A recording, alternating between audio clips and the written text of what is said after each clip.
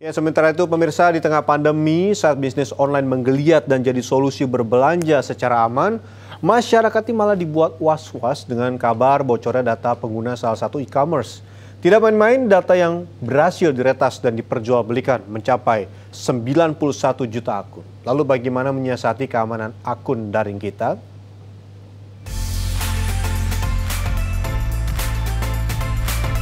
Belanja secara daring kini menjadi pilihan praktis sekaligus aman di tengah pandemi yang mengharuskan kita menjaga jarak satu sama lain. Masa pembatasan sosial berskala besar juga dinilai membantu memenuhi kebutuhan ketika kita diwajibkan tinggal di rumah saja.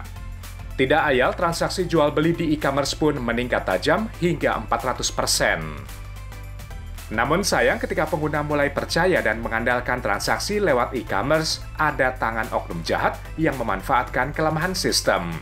Masyarakat dibuat was-was karena kabarnya salah satu toko belanja online terbesar di tanah air mengalami kebocoran data, bahkan hingga 91 juta data akun. Data ini diperjualbelikan ke situs gelap dengan harga yang sangat murah. Untuk mengkomunikasikan bahwa pembobolan data itu di seluruh dunia tidak akan pernah bisa mencapai angka 0. Gitu. Jadi akan selalu ada, ini kan kayak penyakit ya, kayak orang jahat lah ya. Penjahat selalu ada di mana-mana gitu. Jadi itu yang supaya orang bisa manage expectation bahwa kedepannya masih akan ada. Gitu. Cuma memang tidak berarti harus ada di perusahaan yang sama, dan yang penting adalah jangan sampai kasusnya dan celahnya celah yang sama. Kalau celahnya celah yang sama ya artinya memang perusahaannya agak sembrono lah. Kebocoran data jelas membahayakan bisnis jual beli online karena kepercayaan pelanggan menjadi hal yang wajib dijaga. Lalu, bagaimana caranya untuk mengetahui apakah email atau data Anda bocor ataupun tidak? Pemirsa, untuk mengetahui apakah email yang Anda gunakan sehari-hari aman dan datanya belum dicuri, ada dua website yang bisa Anda cek. Yang pertama, saya akan mengajak pemirsa untuk mengecek di haveibeenpound.com. Jadi Anda tinggal memasukkan email Anda saja, lalu klik pound.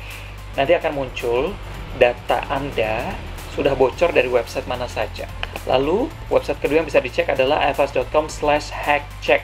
Nah, di sini Anda bisa memasukkan email Anda, lalu klik check now untuk mengetahui apakah password yang Anda gunakan datanya pernah dicuri. Nah, jika mengetahui dari dua data tersebut Anda merasa bahwa emailnya tidak aman, ada dua yang bisa Anda lakukan. Yang pertama, mengganti email.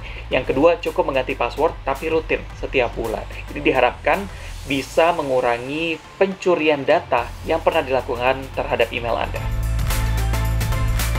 Jika email Anda ternyata sudah bocor, segera lakukan pembaruan password. Gunakan password yang unik sekaligus mudah diingat. Hindari password dengan tanggal lahir yang sangat mudah untuk ditebak. Email satu, tapi password yang mestinya sebenarnya kalau saran saya sih password itu untuk masing-masing platform mestinya dibedakan. Dibedakannya itu sebenarnya dibedakannya itu tidak perlu semuanya.